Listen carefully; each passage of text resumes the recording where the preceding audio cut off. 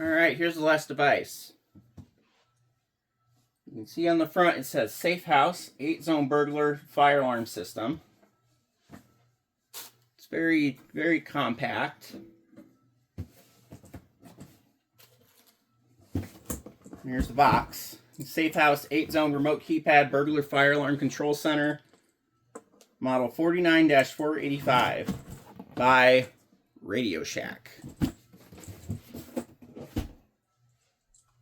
So this is one of those things, as we know, RadioShack back in the day made just about everything. And they were making their own microcomputers, radios, all sorts of electronics. This is one of those electronics that they made and sold back in, I think, like the 80s or 90s. A very nice little system. It's very, very basic, easy to set up. RadioShack, as we know, was more of a DIY electronics store, so you could do most things yourself. Let's go ahead and open this up here. See what we got. So over here are all of your burglary zones. You have 8 of them. Come around to the other side here. You can pause this at any time and read the document that's pasted in the door if you so wish. Get a good focus on that there. Turn that on for a little bit better visibility.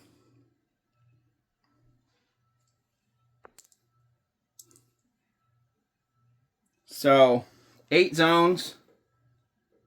Each zone has a normally open and normally closed terminal set, and then a ground terminal is common between 2 zones.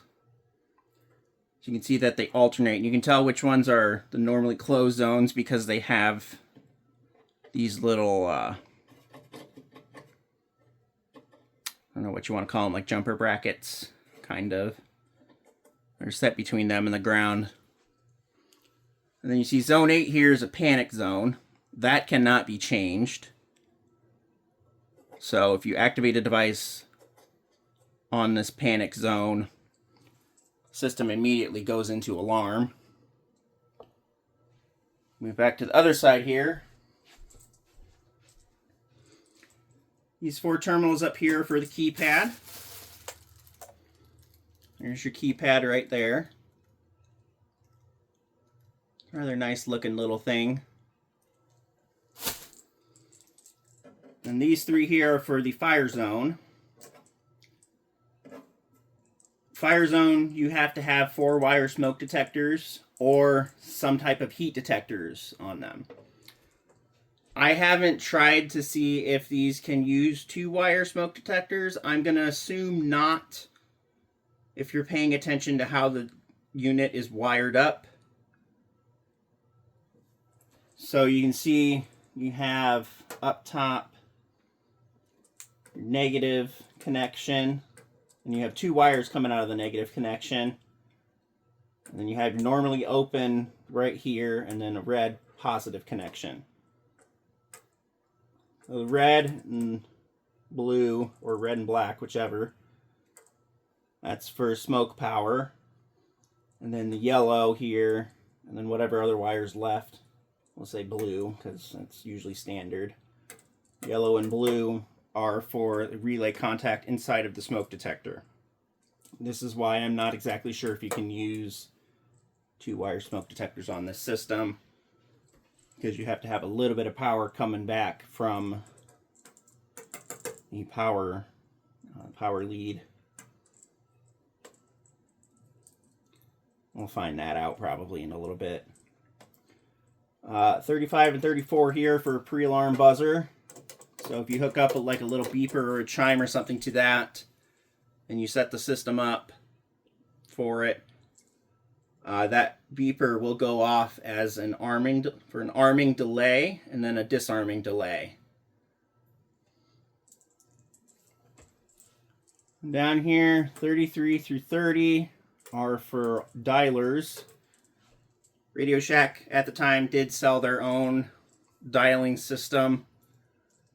I believe they had a few of them. A couple of them ran on cassette tapes, and then some ran like completely digital with onboard storage. And the next 3 terminals here, 29 to 27, are for siren hookups. So burglar alarm, ground, and fire alarm. Again, RadioShack sold their own piezos and horns. They were designed for use with these as they had 3-wire connections. I think they were like a steady tone and then a yelp or a yodeling tone.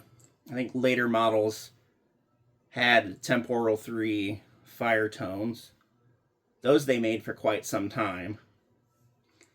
And then the bottom 2 terminals here on the left are for powered accessories.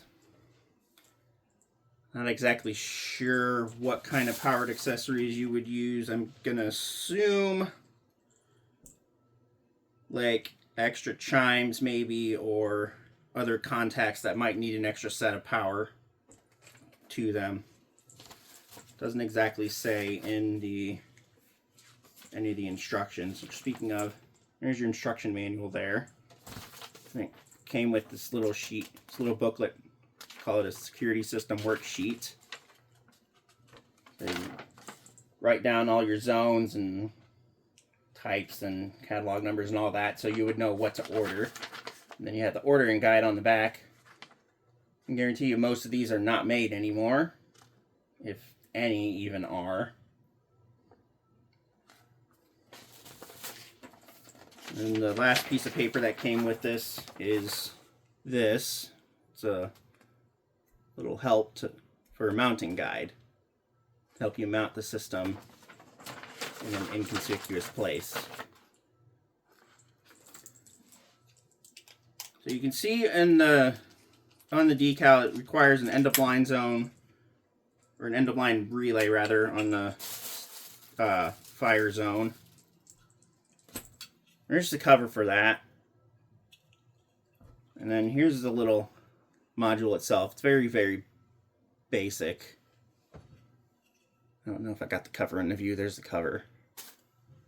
5 terminal hookup there. And it explains in there how to hook it up. Let's take a look at this keypad here. The keypad is actually really cool. You can see you have 8 little LEDs over here for burglar zones. And you have a little extra space here where you can label what zones are what. And you have a program, cancel, home, away, and delay button down here. And then you have number pad over here with 2 E buttons that are labeled emergency. So that's an emergency panic. And up top, fire, status, armed, and battery LEDs.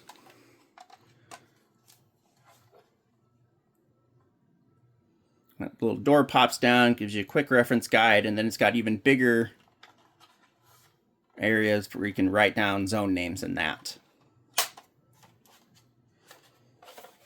On the back, there's a little dip switch in there, 4-channel dip switch. Controls the address and other various functions of the keypad. And then you have your data connections right there. And the keypad is the model 49484. There were 2 keypads that you could use with this, 49484, and I believe the other one was 49485. I do not know what the 49485 is, unfortunately. This guide here is not very specific on any of the devices that you need, or that you could order rather, for the system. So it's kind of unfortunate, but really all you need is just this thing here and then a basic knowledge of how to wire things up.